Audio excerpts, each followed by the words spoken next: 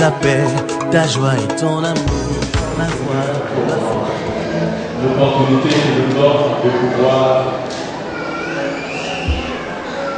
d'être encore dans sa présence en cette année 2013 et même.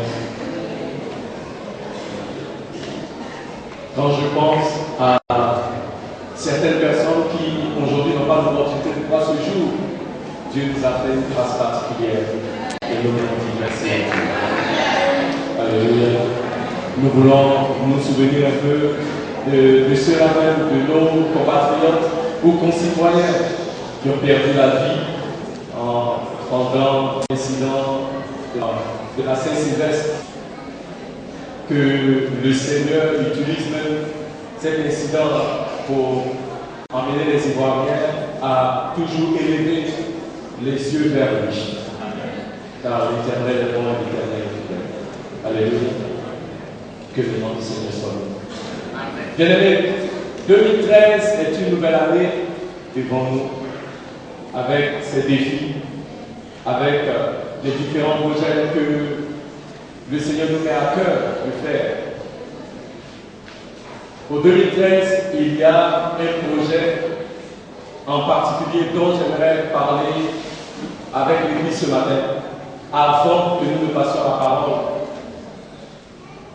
Nous avons un projet de bâtir un nouvel lieu pour Écoti. C'est un projet que nous avons depuis pratiquement 2011. Nous sommes maintenant en 2013, ça fait 2 ans. Mais compte tenu de certaines circonstances, nous n'avons pas pu, ma foi, commencer les travaux et faire ce building-là. Mais aujourd'hui, nous pensons que le moment est opportun. Nous pensons qu'en cette année de la provision surnaturelle, l'Éternel nous donne des moyens. L'Éternel nous donne l'opportunité de pouvoir faire quelque chose à la gloire de son nom. Et c'est quelqu'un qui dit Amen. Bien aimé, nous avons un problème qui est un bon problème. Les enfants que nous avons sont devenus trop nombreux. Donc ce qui fait que la salle que nous avons derrière pour Écoti n'est plus adéquate pour nos enfants. Vous pouvez voir, tous les dimanches, nous sommes dans l'obligation de louer des bâches pour mettre d'autres sous les bâches parce que l'espace que nous avons ne suffit plus. Alléluia. Et c'est pourquoi nous avons dit qu'il est bon que nous bâtissions un mur ou un bâtiment ici dans la cour pour permettre au surplus des enfants de pouvoir être dans ce bâtiment-là. Amen. Et puisque les enfants sont nombreux, il est bon que nous le fassions. Non seulement nous voulons le faire parce que les enfants sont trop nombreux et nous n'avons pas assez d'espace, mais parce que ce bâtiment peut être aussi utilisé comme une école. Est-ce que quelqu'un peut dire Amen? Nous avons l'ancien bureau a pris les informations qu'il faut et nous pouvons les dimanches utiliser ce bâtiment pour Écoti, mais en semaine utiliser ce bâtiment comme une école. Est-ce que cela est une bonne chose? Amen. Non seulement pouvons-nous utiliser ce bâtiment comme une école, mais nous pouvons utiliser ce bâtiment et en tant qu'école, ce bâtiment sera utilisé et nous pouvons employer des membres de l'Église qui vont travailler dans l'école et qui vont avoir au relevé. L'heure est arrivée pour que l'Église commence à avoir un impact non seulement au niveau de l'Église, mais aussi au niveau de notre communauté. Une école pour les tout petits dans la communauté va faire la différence. Cela montrera que l'Église non seulement veut proclamer le nom de Jésus-Christ, mais au-delà de proclamer le nom de Jésus-Christ, l'Église fait quelque chose de concret, alléluia, pour la communauté dans laquelle nous sommes. Amen.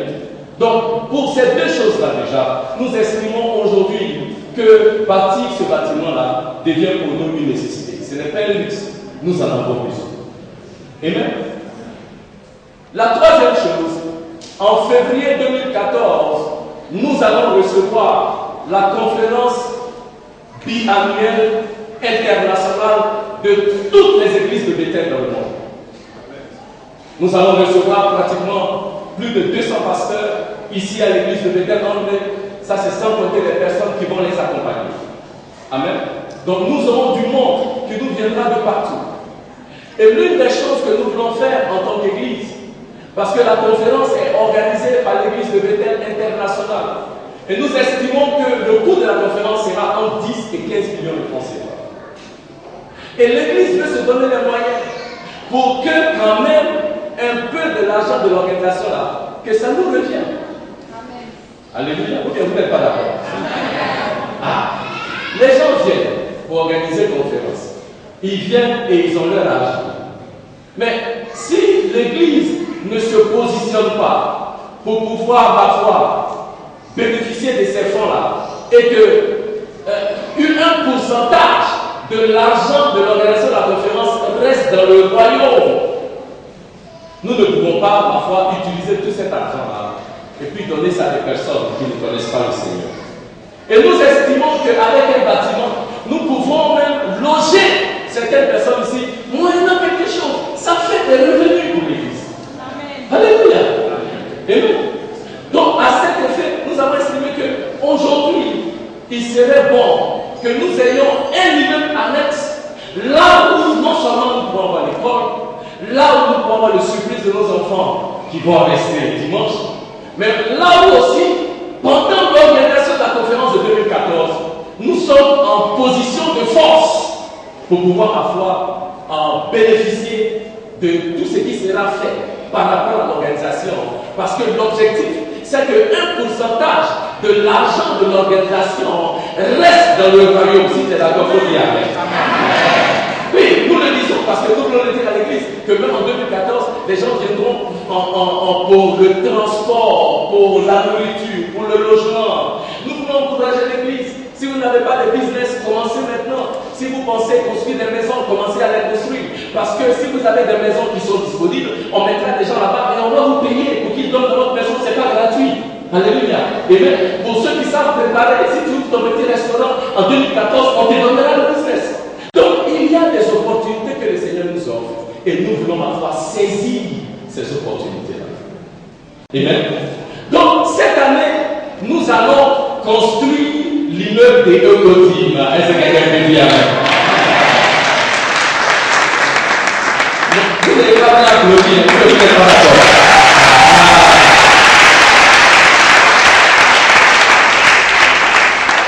Cette année, on va construire l'immeuble. Dis à ton voisin, cette année, on va construire l'immeuble.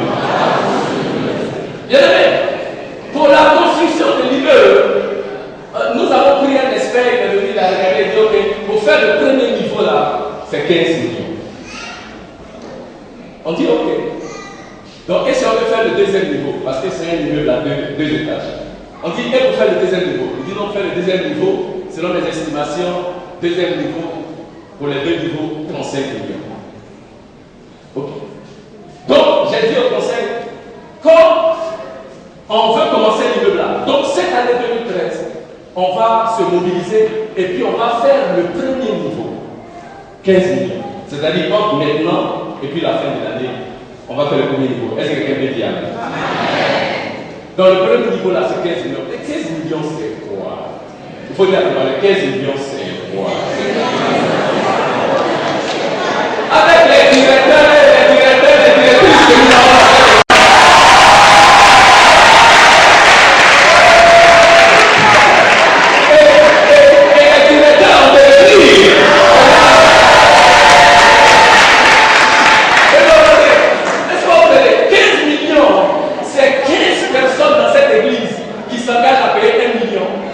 Pour toute l'année.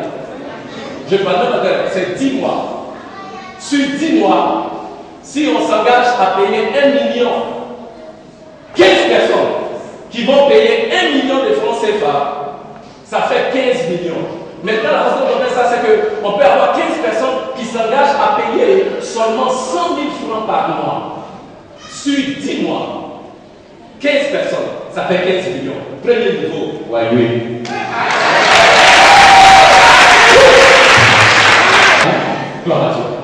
J'ai dit, 15 millions, c'est quoi? Et bien, donc, quand il a dit premier niveau 15 millions, j'ai dit, mais si on compte déjà, même nous-mêmes, moi-même, je peux payer 100 000 francs par mois. Je ne suis même pas directeur général, je paye 100 000. En 10 mois, ça fait 1 million.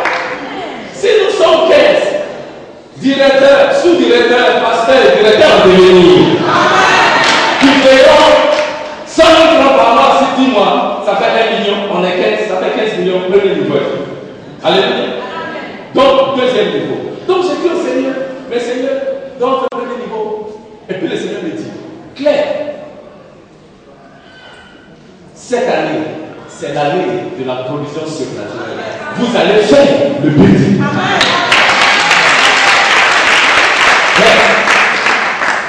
Donc, bien aimé, le Seigneur nous dit, on va faire le but. Dis à ton voisin, on va faire le but. Et bon, on va faire. Le Seigneur a dit, faites le but. Et je vous le dis en vérité, cette année est l'année que Dieu a ordonnée pour que nous le fassions. Et je n'ai aucun doute qu'à la fin de cette année, parce que la date butoir, nous voulons commencer les travaux au mois de fin janvier ou bien mi-février au plus tard, mais on a jusqu'à la fin de 2013 pour finir l'immeuble. En 2014, l'évêque va revenir. Quand l'évêque va revenir, il va inaugurer l'immeuble. Est-ce que quelqu'un peut dire? On ne va pas présenter à l'évêque un immeuble de l'acheter. Oui, oui. On va présenter à l'évêque un immeuble qui est fini. Amen. Équipé, maison. Avec tout prêt. 35 000. Le Seigneur a fait. Ce n'est pas de par notre force, mais nous avons la foi que le Seigneur est capable de faire. Mais nous, on va faire notre part. Et puis Dieu va faire le reste. Parce que c'est ce que nous offrons à Dieu que Dieu va multiplier. C'est pourquoi ce matin, j'aimerais inviter l'Église que chacun de nous prenne un engagement par rapport à l'immeuble qu'on va bâtir. Pour qu'ensemble, nous puissions ériger ce bâtiment-là à la gloire de l'Éternel. Pour qu'ensemble, nous puissions ériger ce bâtiment, c'est surtout et d'abord pour nos enfants. Amen. Je vais vous dire quelque chose. On a des jeunes frères ici qui viennent des États-Unis, ils sont là et ils vont vous dire. Aux États-Unis aujourd'hui, dans les églises, le premier critère d'adhésion pour les parents dans l'église, c'est la crèche. Oui, ils vont voir dans ton église là où on met les enfants. C'est à partir de là qu'ils vont déterminer s'ils vont rester dans ton église ou pas. Oui. Nous sommes aujourd'hui dans l'obligation d'offrir un cadre beaucoup plus intéressant pour nos enfants. Et c'est quelqu'un de bien. Alléluia. Et le temps est arrivé pour que nous le fassions. Donc, l'Église de Jésus-Christ, j'aimerais nous encourager. Amen. Nous avons des fiches que nous avons distribuées. Nous avons demandé à chacun de prendre. Est-ce que tout le monde a une copie de cette fiche? Est-ce que tout le monde en a? Si tu n'en as pas, on va te donner. Parce que je veux encourager l'Église. Il y a différents niveaux d'engagement. Nous voulons nous engager à un certain montant que nous allons payer chaque fin de mois. Et l'argent que nous allons recueillir pour cela, chaque fin de mois, nous allons utiliser cet argent-là pour, ma foi, construire le bâtiment que nous voulons mettre. Alléluia. Mais le bâtiment-là, ce n'est pas l'année prochaine qu'on va construire. C'est cette année qu'on va construire. Laissez-moi vous dire ceci. Il faut qu'on finisse vite avec le bâtiment. Et je vais vous dire pourquoi. Amen. On doit finir vite avec le bâtiment. Parce que quand on a fini, le Seigneur dit, on doit faire le balcon de ici là. Non, vous ne l'avez pas entendu. J'ai dit, quand on a fini avec l'immeuble annexe, on doit faire le balcon. Si quelqu'un est d'accord, il faut dire Amen.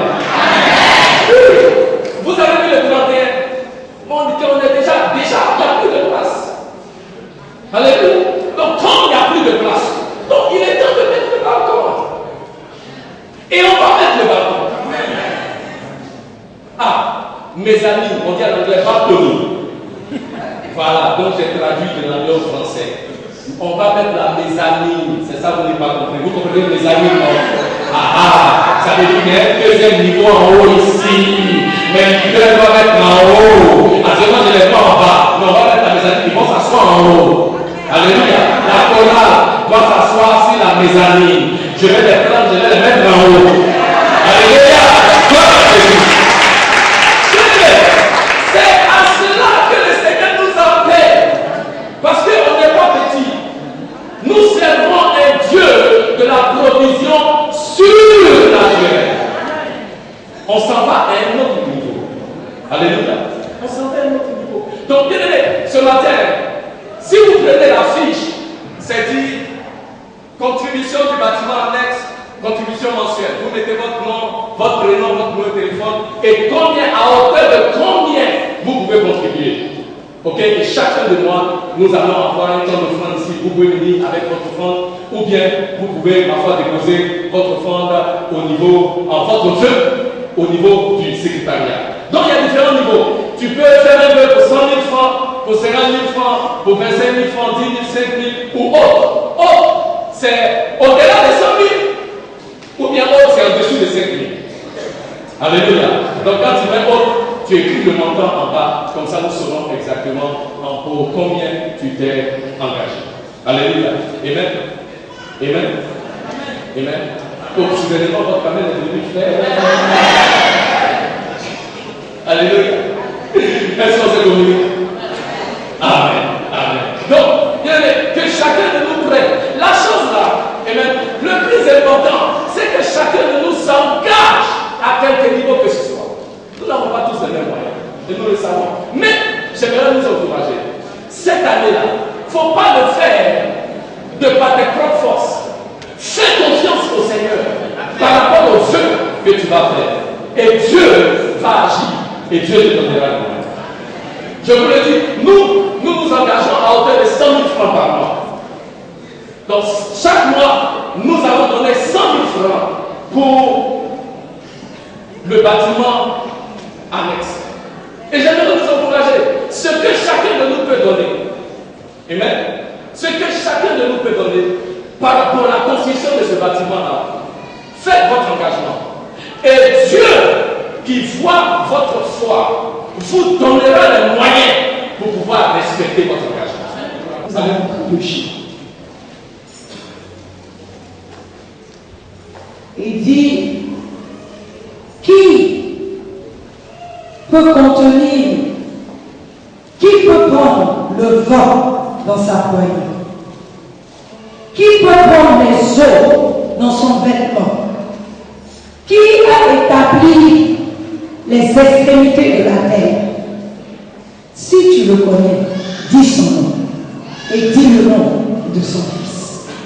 Alléluia. On va lire ça.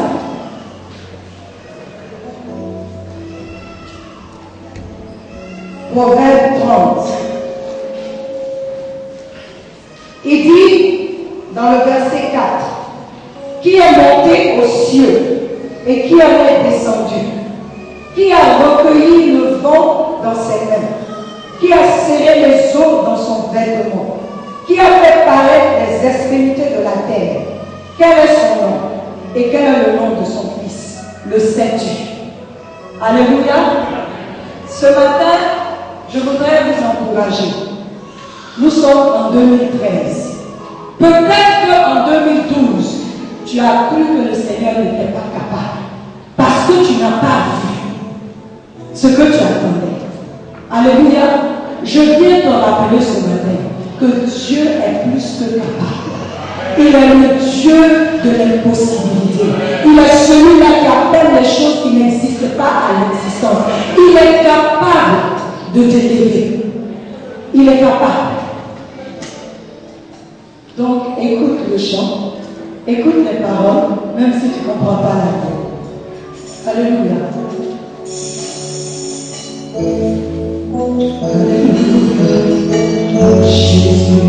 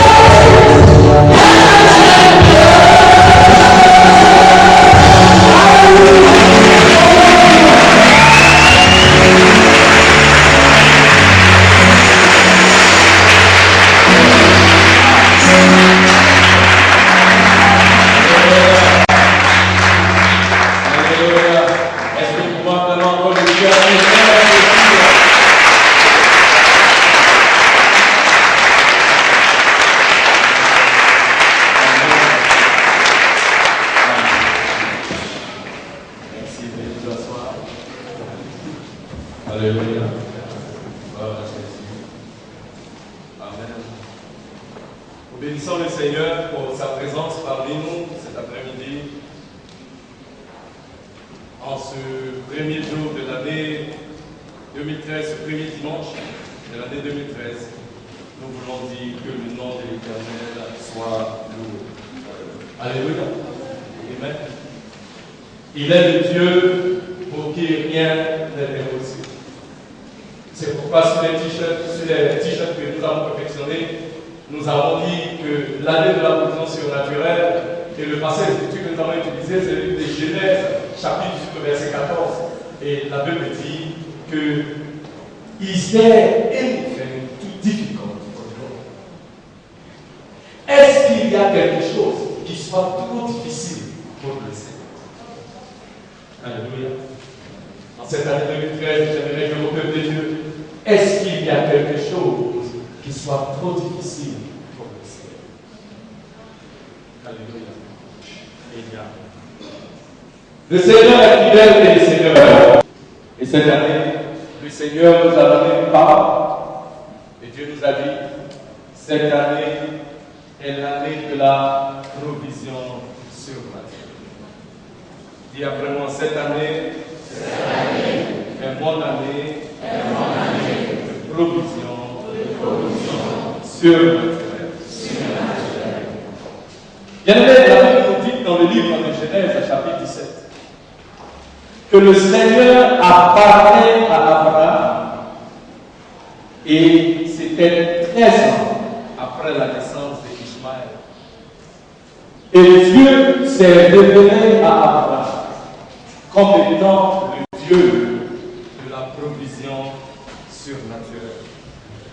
Quand Dieu s'est révélé à Abraham, quand Dieu est apparu à Abraham dans le livre de Genèse, chapitre 17, au verset 1, deux choses se sont produites. La première chose que Dieu a fait, Dieu a donné à Abraham une révélation de sa personne. Et Dieu a dit à Abraham, je suis l'Éternel, le Tout-Puissant. Et le Tout-Puissant, c'est El Shaddai. El Shaddai veut dire le Dieu qui est capable de faire au-delà des choses qui sont naturelles. Dieu s'est révélé à Abraham et il a dit à Abraham, Abraham, marche devant moi et sois intègre. Abraham, marche devant moi et souviens-toi que je t'ai fait une promesse. Abraham, marche devant moi et sache que je suis El Shaddai. Et pour la première fois, Abraham connaissait Dieu. Mais pour la première fois dans la vie d'Abraham, Abraham a eu une révélation de Dieu comme étant El Shaddai. Et j'ai dit que cela s'est produit 13 ans après la naissance d'Ishmaël. Et je veux dire à quelqu'un ce matin, en cette année 2013, tu vas avoir une révélation de Dieu comme El Shaddai. Tu auras une révélation de Dieu que tu n'as jamais connue par le passé. Est-ce que quelqu'un peut dire amen? Mais non seulement Dieu a révélé à Abraham une facette de sa personne que Abraham ne connaissait pas, mais Dieu a révélé à Abraham sa promesse. Quelle promesse? La promesse que Abraham sera fructueux. La promesse que Abraham sera prospère. La promesse que Abraham sera un homme grand. La promesse que Abraham va recevoir une promotion. La promesse que Abraham ira à un autre niveau de gloire. La promesse que Abraham sera un homme grand. Je veux dire à quelqu'un ce matin, l'Éternel te rappelle la promesse qu'il t'a faite. Alléluia. Tu dis les années viennent et les années vont, mais je ne vois rien. Je veux te dire qu'en cette saison, l'Éternel se révèle à toi à un niveau que tu n'as jamais connu de par le passé. Et l'Éternel réitère sa promesse pour ta vie. Il a dit à Jérémie, je connais les plans que j'ai formulés pour toi. Ce ne sont pas des plans de valeur, mais des plans de bonheur pour te donner de l'espérance et un futur prospère. Ce matin, je veux te dire ça. Le plan de Dieu pour ta vie n'a pas encore changé. Le plan de Dieu pour toi, c'est pour le bonheur. Le plan de Dieu pour toi, c'est de donner l'avenir. Le plan de Dieu pour toi, c'est de t'élever. Le plan de Dieu pour toi, c'est de faire avancer. Le plan de Dieu pour toi, c'est d'aller de gloire en gloire et de victoire en victoire. Et l'Éternel n'a pas changé la vie. Quelquefois là où tu es endormi, quelquefois là où tu dors, quelquefois ce que tu as dans ta poche ou ce que tu n'as pas, la promesse de l'Éternel pour ta vie est bonne et elle s'accomplira certainement. Et tu le vas crier.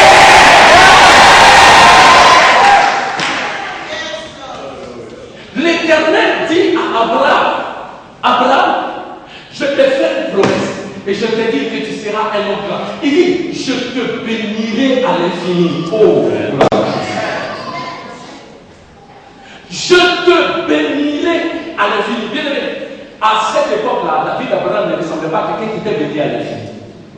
Mais Dieu lui a dit, je te bénirai à l'infini. Et Dieu ne s'arrête pas là. Dieu dit à Abraham, il dit, et je ferai mon alliance avec toi. Il lui donne une assurance de sa fidélité. Bien aimé, les hommes peuvent te faire une promesse. Vous comprenez? Mais quelque part, arrivé vers ton retour, ils vont te laisser.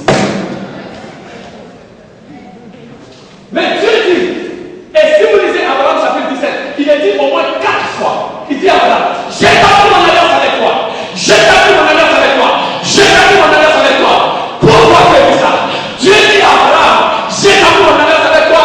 Parce que Abraham, la chose qu'on va faire, parce que une alliance, c'est un accord entre deux personnes. Mais Dieu dit à Abraham, j'ai établi une alliance parce que je veux que tu saches, la chose qu'on va faire, ne t'inquiète pas. Moi, Dieu, je vais m'assurer que c'est réalisé dans ta vie. Amen. Amen. Que tu sois fidèle, que tu ne sois pas fidèle, je veux que tu saches, j'ai établi mon alliance avec toi. L'expression anglaise que nous utilisons pour une alliance, on dit, a covenant is binding. Ça veut dire qu'une alliance va t'attacher.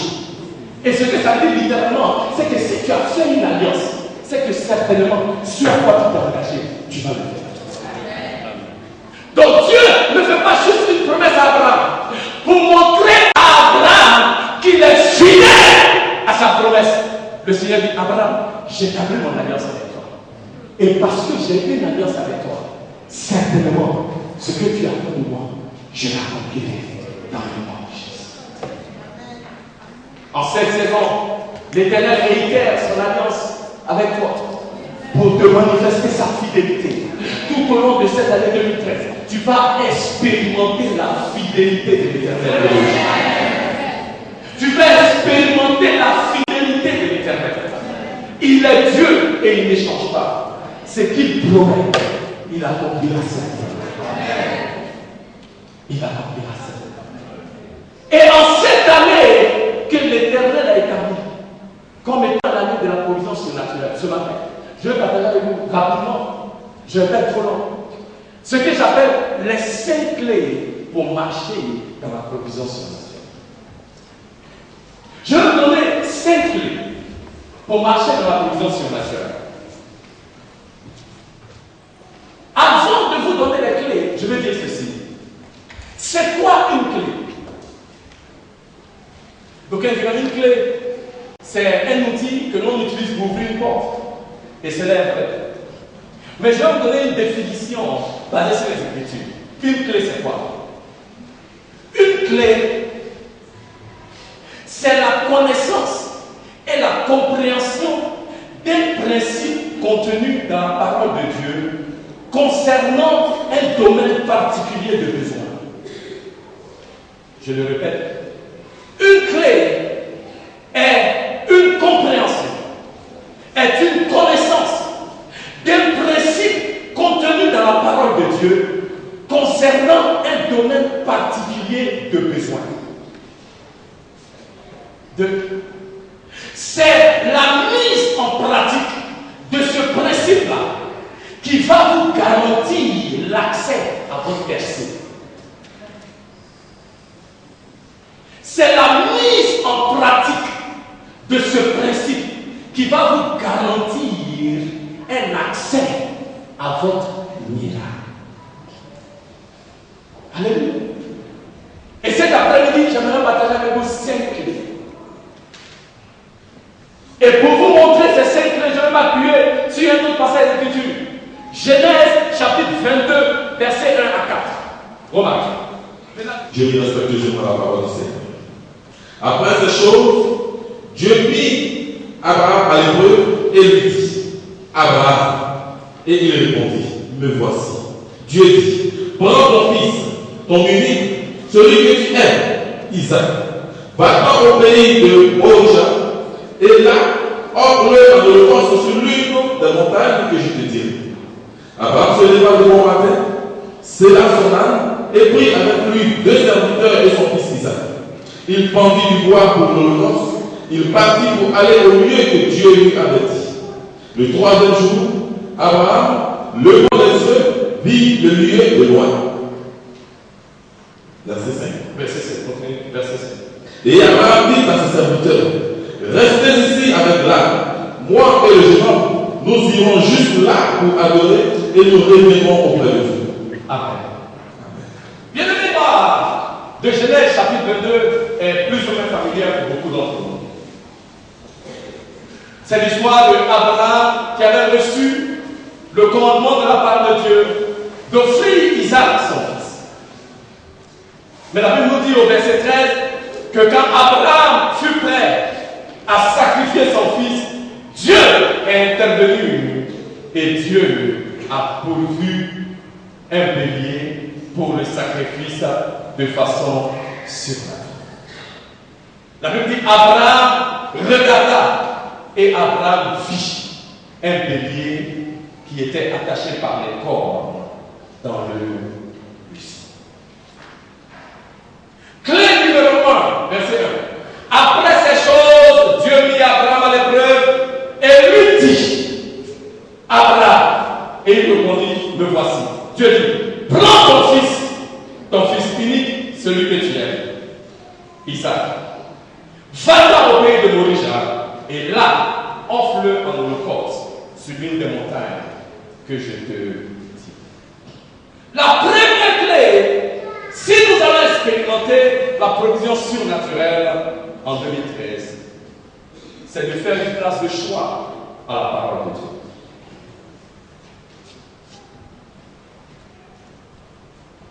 Ce qui a provoqué la manifestation de la provision surnaturelle dans la vie d'Abraham, c'est parce que Abraham a entendu la voix de Dieu. Dis après moi, il a entendu la voix de Dieu. Nous devons faire d'une priorité la parole de Dieu en cette année, d'étudier et de méditer la parole du Seigneur. Abraham a pu entendre Dieu parce que Abraham avait une relation personnelle avec le Seigneur. Cette année 2013, nous ferons face à des décisions difficiles. Mais si nous savons que l'Éternel nous parle, alors c'est toujours plus facile. Bien-aimé, à toute percée que nous pouvons expérimenter en 2013 sera précédée par un réma que la part passée. Un réma, c'est la parole révélée.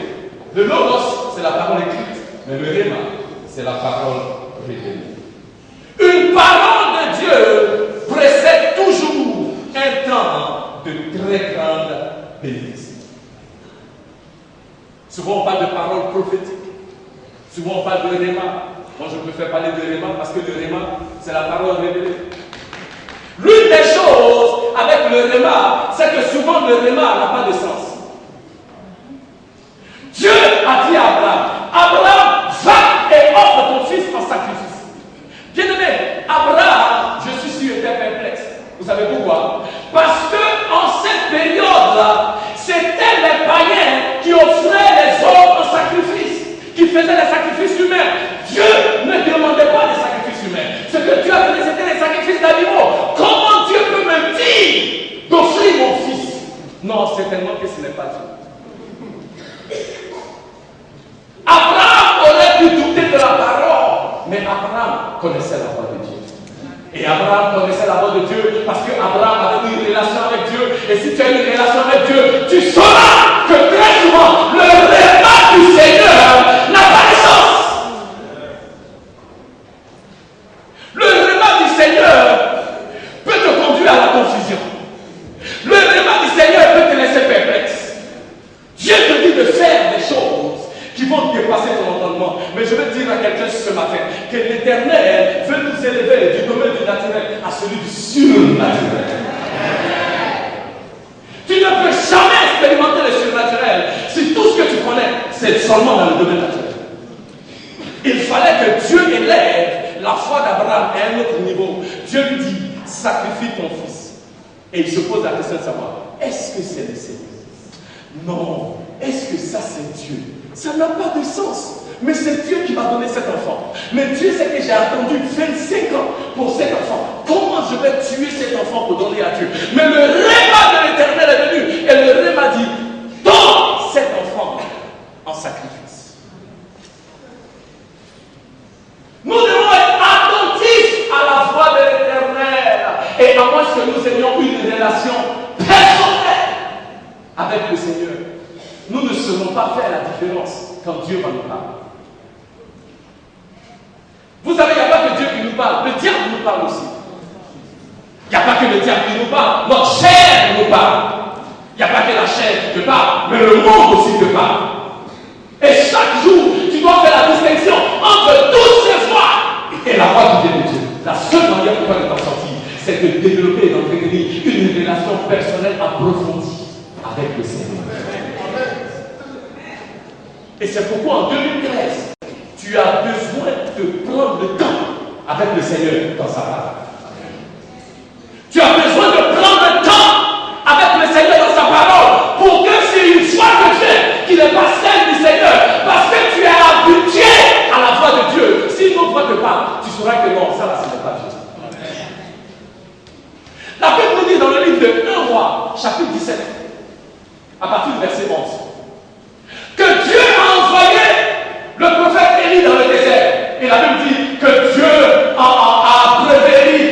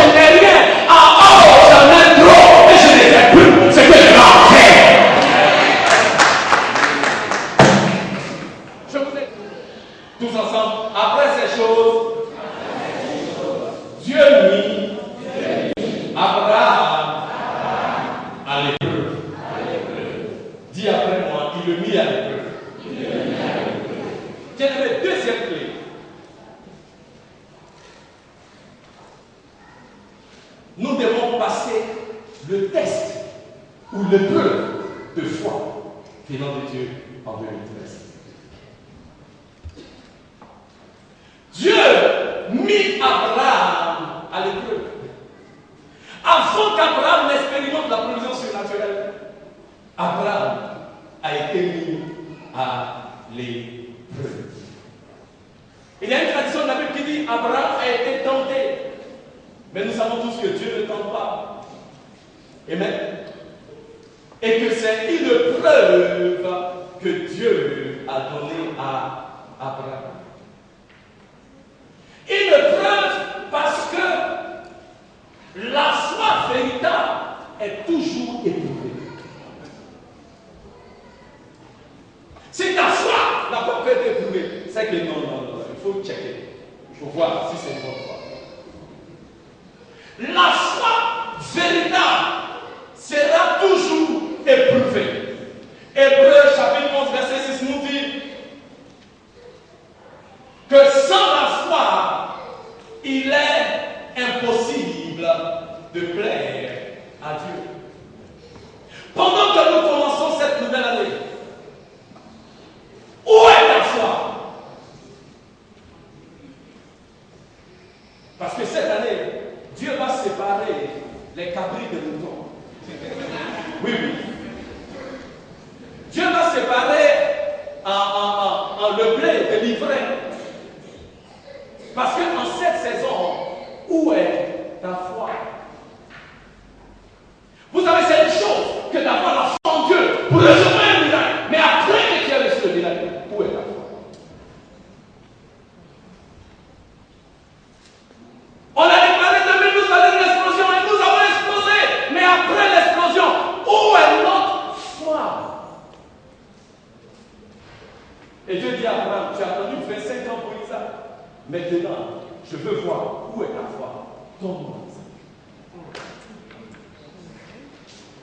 Est-ce que tu peux donner ton Isaac?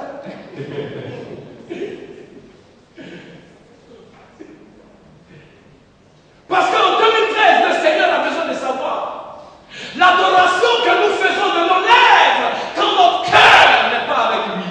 Le Seigneur veut savoir où est ta foi. Une foi réelle, une foi véritable sera toujours éprouvée. Et nous ne serons jamais sûrs où est-ce que nous nous tenons véritablement avec le Seigneur jusqu'à ce que notre foi soit éprouvée. Parce qu'après cette épreuve, Dieu a dit à Abraham, maintenant je sais que non, ton cœur est à moi. Jusqu'à présent, Abraham, je sais que tu étais là, mais au travers de cette épreuve-là, maintenant je sais que ton cœur est réellement avec moi. Je vais dire à quelqu'un ce matin, Dieu cherche des hommes et des femmes qui ont un cœur qui est réellement après. M'aimes-tu plus que ces choses, dit l'Éternel. La Bible nous dit dans le livre de Luc au chapitre 18 qu'il y a un jeune gouverneur riche qui est venu vers Jésus. Et il dit au Seigneur Jésus, il dit, Seigneur, que dois-je faire pour hériter la vie éternelle? Et Jésus lui dit, mais tu connais le commandement. Tu ne tueras pas, tu ne voleras pas, tu ne feras pas, tu ne donneras pas un mauvais témoignage. Il dit, ah Seigneur, il faut passer à autre chose. Ça là, il est fini avec. Le Seigneur dit très bien. Est-ce que vous savez que les deux commandements sont divisés en deux parties? La première partie des commandements ont trait à notre relation avec notre prochain. La deuxième partie des commandements, c'est par rapport à ta relation avec Dieu. Et maintenant, Jésus lui dit, il résume la relation avec Dieu. Parce qu'il dit, la partie des hommes là, ça tu maîtrises très bien. Mais il dit, mais il y a une chose qui te manque. There is one thing that thou lackest. Il y a une chose qui te manque. Il dit, va, vends tes richesses, distribue aux pauvres, et puis viens et suis-moi.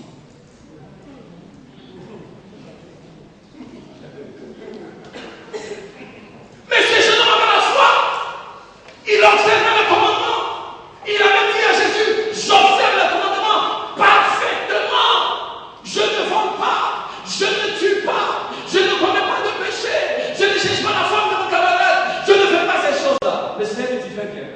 Mais maintenant, par rapport à qui moi je suis, ça là tu fais bien avec les autres. Maintenant avec moi, va, vends tout ce que tu as, donne aux pauvres, et puis viens. La Bible dit, il s'est retourné tout triste. Bien-aimé, est-ce que nous servons le Seigneur seulement quand c'est confortable? Si nous avons expérimenté la provision surnaturelle, alors Dieu doit voir qu'au-delà des choses que nous pouvons voir de lui, notre cœur est vraiment porté vers lui. Que notre cœur est porté vers lui. Ce matin, que chacun de nous prenne une décision de qualité. Angela, ça va? Que chacun de nous prenne une décision de qualité. Qu'en 2013, ton cœur sera vraiment aussi. Ne sois pas fidèle aux choses de Dieu là, en janvier, février, mars. Maintenant, vers avril, là, on ne te voit plus. Tu viens dimanche, le dimanche, tu ne viens plus. Après, tu viens un peu, après, tu ne viens plus. Et puis, la recherche sur ton sein, c'est que tu es quelque part. Pourquoi? Parce que ton cœur n'a jamais été avec lui. En cette saison, Dieu cherche des hommes et des femmes qui ont un cœur pour lui. La Bible dit que Job était un homme riche. Job avait tout. Il était un homme pieux. Et c'est ce que j'aime. C'est toujours des gens qui aiment Dieu. Et le Seigneur dit, Satan, il faut le trouver. Et la Bible dit, tout ce que Job avait lui a été ôté. Et sa femme lui a dit, tu continues de servir Dieu, maudit Dieu et meurt. Tu ne vois pas que Dieu t'a abandonné. Tu ne vois pas que tu es maudit. Même ses amis sont lui dit. Tu ne vois pas que Dieu t'a laissé. Tu ne vois pas que tu es maudit. Mais Job dit, non. C'est dans les moments d'épreuve que je verrai que mon Rédempteur vit. C'est dans le moment d'épreuve. Il dit dans le livre de Job, chapitre 23, au verset 10, il dit, le Seigneur connaît le chemin que j'emprunte. Et quand je serai éprouvé, je vais sortir pur comme de l'or. Il connaît le chemin que tu empruntes. L'Éternel dans cette saison veut te purifier. L'Éternel dans cette saison veut enlever le pouvoir. L'Éternel dans cette saison veut enlever dans ta vie les excédents des bagages. Ces choses-là qui t'empêchent de faire sa volonté, d'accomplir son œuvre. En 2013, tu vas passer l'épreuve de la foi. Et je vais te dire, tu vas sortir et tu seras pur comme de l'or. Après toi, l'épreuve là, ce n'est pas pour te tuer. Ouais, l'épreuve là, c'est pour te bénir et te donner la vie. Si Abraham avait dit, moi je ne veux pas l'épreuve, parce qu'à la fin de l'épreuve, Dieu a dit à Abraham, Abraham, parce que tu as fait ce que tu as fait, Abraham en bénédiction, c'est une bénédiction que tu ne pourras plus porter. Alléluia. Et même, Abraham, ce que tu vas expérimenter, ça va au-delà de ce qu'un homme peut imaginer. Parce que je vais te bénir. Je vais bénir tes enfants. Je vais bénir les enfants de tes enfants. Quand vous lisez, ça n'a pas de sens. C'est-à-dire que Dieu veut le bénir même jusqu'à, je ne sais pas quoi il va faire. Alléluia. Et si nous allons expérimenter cette provision surnaturelle que l'Éternel prépare pour vous et moi, nous devons être prêts à faire face au test de la foi. Ce matin, où est ta foi? Je veux t'encourager. Assure-toi qu'avant la fin du culte, ta foi est au bon endroit. Ne commence pas cette année 2013 là sans t'assurer que tu es avec le Seigneur, sans t'assurer que ta foi dans le Seigneur est une foi inébranlable. Ta foi dans le Seigneur est une foi que rien, personne ne pourra faire bouger. Amen. Amen. Amen. Troisième clé. Donc, première clé, je vous écoute. Deuxième clé.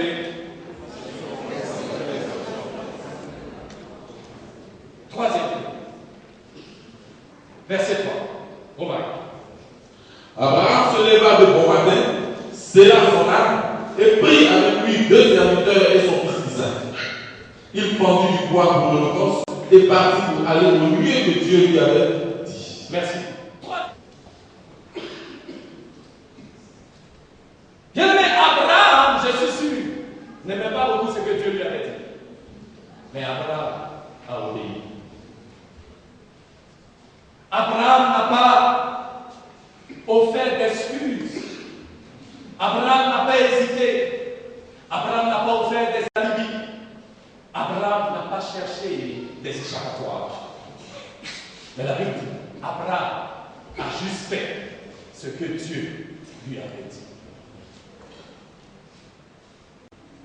La provision surnaturelle ne se manifestera pas dans nos vies si nous marchons dans la rébellion. Et ça obéit avec nous.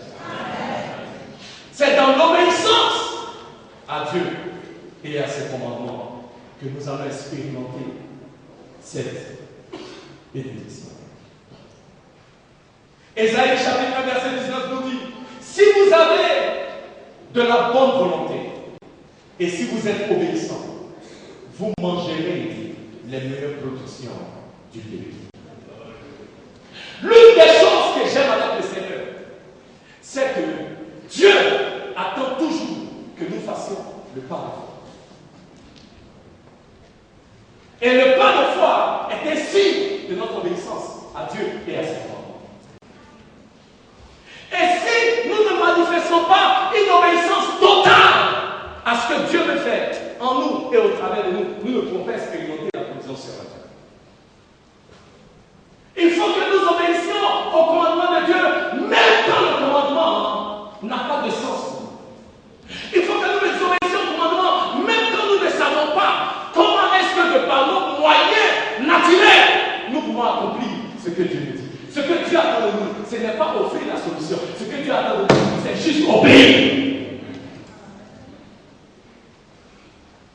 Et quand nous obéissons, en ce moment-là, nous voyons la gloire et la fidélité de Dieu. Quand nous obéissons, alors nous voyons ce que Dieu a ordonné de faire. Avec le Seigneur, tu obéis d'abord et tu comprends après. Mais nous, on veut comprendre d'abord avant d'obéir. Ça ne peut pas marcher. Et très souvent, nous nous rendons compte que quand nous obéissons, et à la fin, tu vas te dire, tiens, regarde ce que le Seigneur a fait. Vous comprenez? Mais pourquoi? Parce que quand Dieu nous a dit, par la foi, nous nous sommes exécutés. Et quand nous nous sommes exécutés, nous avons vu ce que le Seigneur a fait. Et en cette année de la provision surnaturelle, ce que Dieu veut déployer dans nos vies, ce que Dieu veut déployer dans ta vie, ce que Dieu veut déployer dans ma vie, repose en grande partie sur notre obéissance à ce que Dieu veut faire et à sa parole. Dieu a dit à Josué, dans le livre de Josué, je crois chapitre 2, il dit aux enfants d'Israël, le temps est arrivé, on va traverser la rivière de Jourdain. Aïe, Seigneur, on sait qu'il y a eu la période où tu as séparé la mer Rouge, mais cette période-là, c'est fini. Ça, c'est la rivière du Jourdain. Seigneur, c'est vrai, tu peux traverser la rivière, mais la Bible nous dit que c'était à une saison où le niveau de la rivière était la plus haute. C'est-à-dire que traverser, il faut un pont. Comment on va traverser la rivière? Dieu dit aux enfants d'Israël que moi je dis, ramassez-vous et traversez la rivière. Vous comprenez? Oui. Donc quand le Seigneur parle, ce n'est pas le moment de chercher des arguments. Ce n'est pas le moment de commencer à raisonner. Non, voilà, si tu mets le coefficient Dieu, si le coefficient 3, ça là, ça fait 4. Non, ça n'est pas. Non, Dieu ne veut pas savoir tout ça. Parce que c'est lui qui nous a donné l'intelligence. Et si on veut dire que nous, on est plus intelligents que Dieu, Dieu dit non, ce que j'ai dit, c'est comment et tu le verras s'accomplir. À une période, là où la rivière était à son niveau le plus élevé, Dieu dit, je dis, traverser la rivière de Jourdain. Ah Seigneur, il n'y a pas de pont, comment on fait? Il dit traverser la rivière. Seigneur, il n'y a pas de route, comment on fait? Il dit traverser la rivière. Donc je dis, peuple d'Israël, ainsi parle l'Éternel. L'heure est arrivée de traverser la rivière. Et puis tout le monde s'est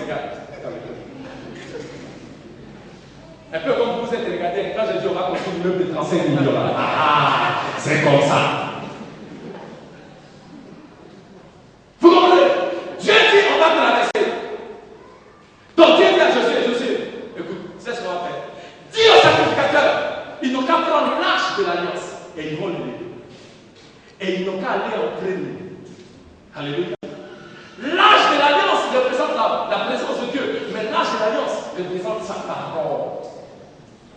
Parce que dans l'arche, il y avait les 10 commandements. Je vous dis, attention à ça. Il dit qu'il porte l'arche et qu'il fasse un pas dans la rivière. Et la Bible dit, dès que les sacrificateurs ont fait le pas, l'eau s'est divisée et le peuple d'Israël a traversé la rivière.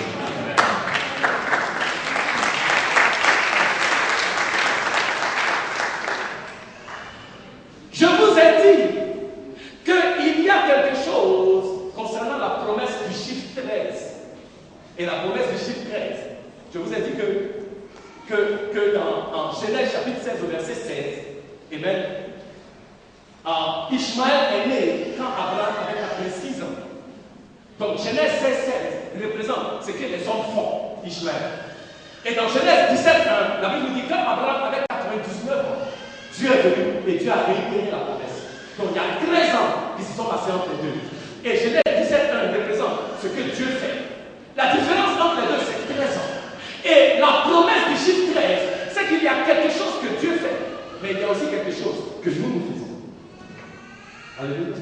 Et si nous sommes fidèles à faire ce que le Seigneur attend de nous, si nous sommes obéissants aux injonctions du Seigneur, si nous sommes obéissants à la parole de Dieu en cette année, je vous le dis en vérité, nous allons expérimenter la provision surnaturelle. Si tu le veux dire yes. Mais nous avons besoin d'être obéissants. Alléluia. Si nous sommes un peuple avec un correct, ça ne va pas arriver. Si nous sommes un peuple qui ne marche pas dans l'obéissance, ça ne va pas arriver.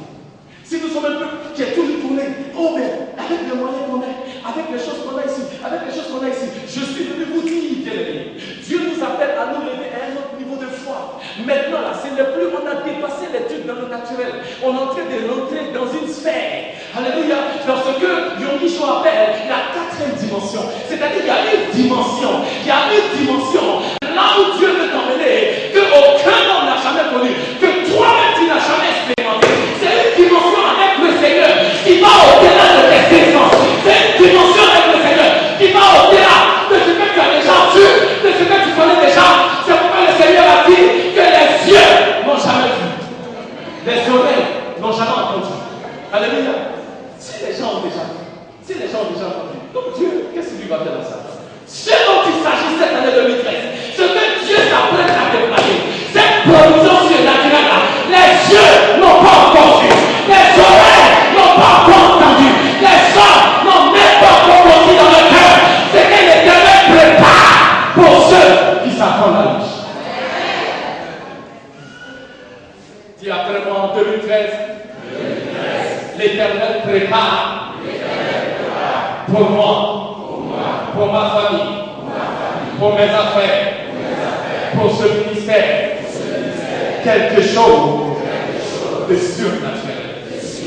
Je ne sais pas comment il va faire. Je ne sais pas quand ça va arriver.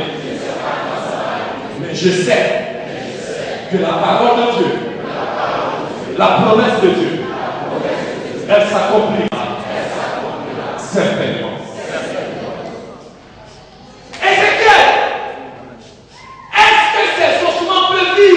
Il dit Dieu, toi seul tu sais. Dieu dit, prophétise.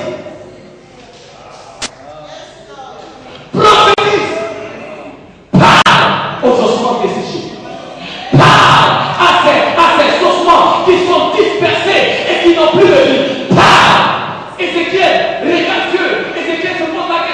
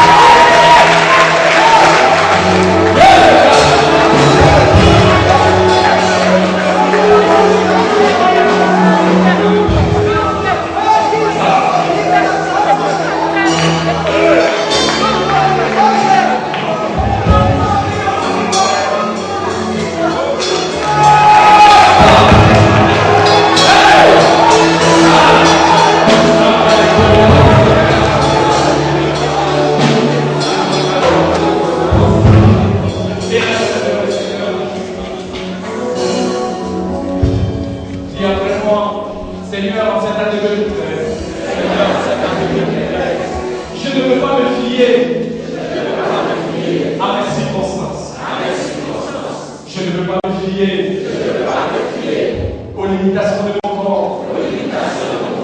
Je ne veux pas me fier aux expériences passées. Mais Seigneur, dans cette année de retraite, je choisis d'obéir à ta parole. Je choisis de me fier à tes promesses. Car tes promesses sont sûres. Ta parole est établie éternellement. Seigneur, merci de ce que tu fais dans ma vie, au travers de ma vie. En cette nouvelle année, tu me conduis dans les sentiers de la voiture. Tu me conduis de gloire en gloire et de victoire en victoire. Au nom de Jésus, acclamons le Seigneur.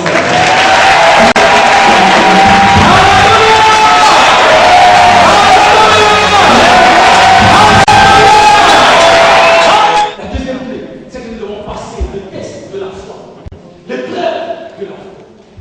La troisième clé, marcher dans l'église. Alléluia. La quatrième clé, c'est de faire ce que Allah a fait. C'est de faire de la place pour un don sacrificiel. C'est de faire de la place pour donner avec sacrifice. Verset 3. Abraham se leva de bon matin, scella son âme et prit avec lui 2 serviteurs et son fils Isaac. Il fondit du bois pour l'Holocauste et partit pour aller au lieu que Dieu lui avait dit. Abraham allait pour offrir sa fils. Verset 10. Puis Abraham étendit la main et prit le couteau pour égorger son fils. Quatrième clé. Nous devons faire de la place pour donner avec sacrifice. Pour faire un don sacrificiel, si je peux m'exprimer ainsi. Mais pendant que je préparais le message, j'ai dit au Seigneur, mais Seigneur, c'est quoi un don sacrificiel? Et le Seigneur me dit, un don sacrificiel se manifeste de 3 façons. La première façon, c'est que donner avec sacrifice, c'est donner jusqu'à ce que ça fasse mal. Si ça ne te fait pas mal, c'est que tu n'as pas donné avec ça.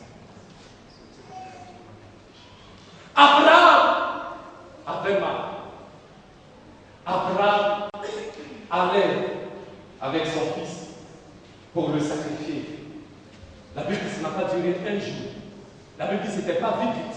La Bible dit pendant 3 jours, il devait vivre avec cette douleur dans son cœur qu'il va tuer son fils qu'il aime le plus, et le sacrifier et l'offrir.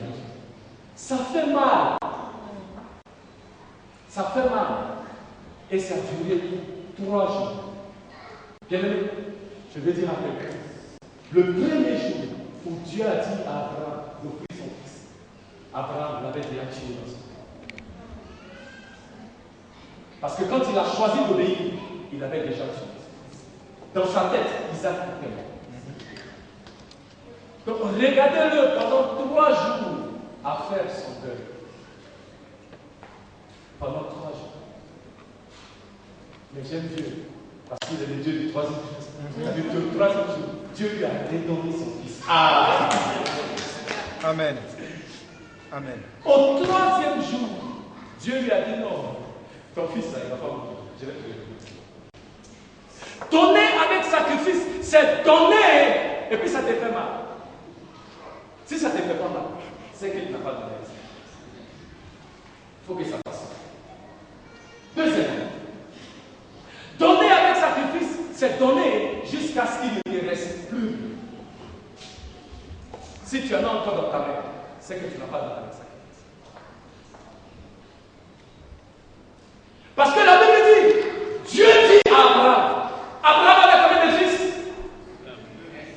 étudiante de la Bible. Abraham avait combien de fils? 2. Ok. Venez au bout. Genèse chapitre 2. Verset 2. Voilà. Le premier mois. Abraham avait 2 fils. Ishmaël et puis Isaac. N'est-ce pas? À l'époque où Dieu parlait à Abraham, Abraham avait 2 fils. Mais je veux vous montrer quelque chose. Verset 2. Dieu prend ton fils, ton unique, celui que tu aimes, Isaac. Arrête-toi. Il dit prends ton fils, ton unique fils. Pourquoi? Parce que c'est celui que tu aimes. Parce que l'autre là, c'est comme si tu n'as pas de fils. L'autre là, on s'en fout quoi presque. Oui, oui.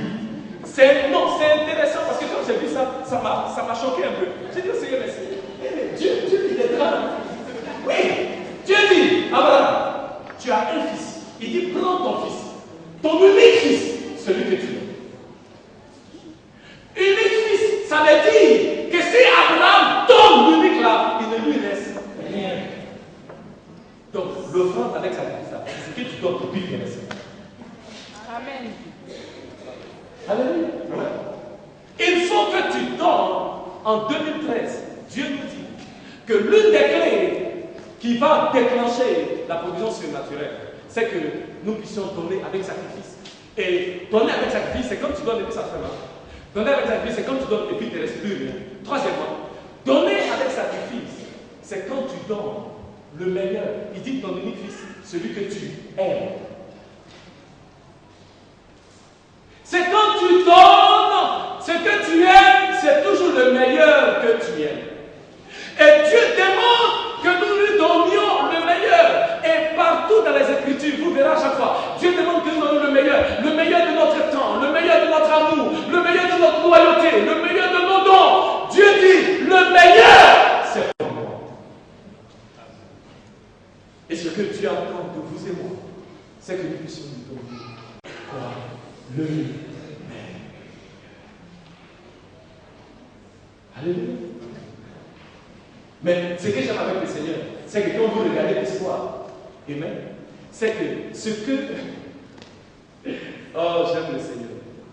Parce que ce que Abraham a donné à Dieu, il a donné à Dieu comme une sémence. Alléluia. Et cette sémence qu'Abraham a donné à Dieu, lui a donné à Abraham son retour une moisson qui est abondante. Regardez, venez, on va lire ici. Genèse chapitre 2. Il dit, verset 12, l'ange dit, n'avance pas ta main sur l'enfant et ne lui fais rien, car je sais maintenant que tu crains Dieu et que tu ne m'as pas refusé ton fils, ton unique. Abraham leva les yeux, vit derrière lui un bélier retenu dans un buisson par les corps. Et Abraham alla prendre le bébé et l'offrir en holocausте à la place de son fils. Amen. Et Abraham appela le lieu Jéhovah Jireh. Verset 15. L'ange de l'Éternel l'appela une seconde fois Abraham des cieux et dit, je le jure par moi-même, parole de l'Éternel, parce que tu as fait cela et que tu n'as pas refusé ton fils, ton unique. Verset 17. Je te bénirai et je te multiplierai. Ta postérité, comme les étoiles du ciel, et comme le sable qui est sur le bord de la mer. Et ta postérité possédera la porte de ses ennemis. Toutes les nations de la terre seront bénies en ta postérité, parce que tu as obéi à ma voix. La semence, le sacrifice que Abraham a offert à Dieu, comme semence, Isaac, ce sacrifice-là a manifesté dans la vie d'Abraham une moisson de bénédiction surnaturelle. Amen. Ce que Abraham a expérimenté au verset 17, cela n'allait pas être possible si Abraham avait refusé d'offrir le meilleur à Dieu. Amen.